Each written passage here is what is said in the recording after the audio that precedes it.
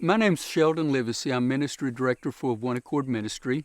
I was over in Sneedville. It's been a couple of years ago, and there was a man that approached me, and he was working on his neighbor's water. He said his neighbor's water had all busted, and he needed some help. Well, there's drugs in Appalachia, so we have to be careful, but I listened to this man talk, and he explained that he had spent most of the rest of his check helping his neighbor, but now he was down and all he needed was $27 to buy the materials at the lumber company. Well, we could afford to lose that, so we got the man the materials he needed, but I decided to stop by this house and see what the lady's needs were and if there was anything else that we could do for her. So on the way home, I pulled a couple of miles off the road, got into her yard, went inside, and I was going in to talk to the lady. One of the first things that I noticed was that I stepped completely through a hole in the floor, even with carpet, and the lady said, "Oh, but you can't step here and here and here."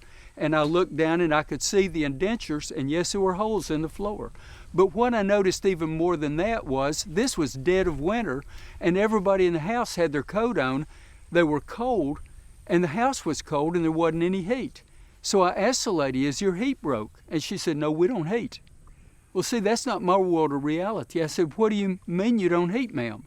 And she explained to me that they only brought in about $600 a month in their check, but heat for these old uninsulated mobile homes are about $250.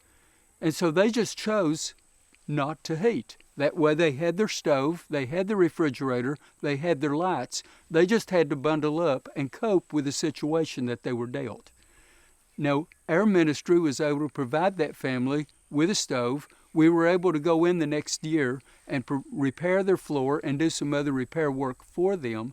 But I just need families out there to know that life is struggling in Appalachia. There's families that live like this.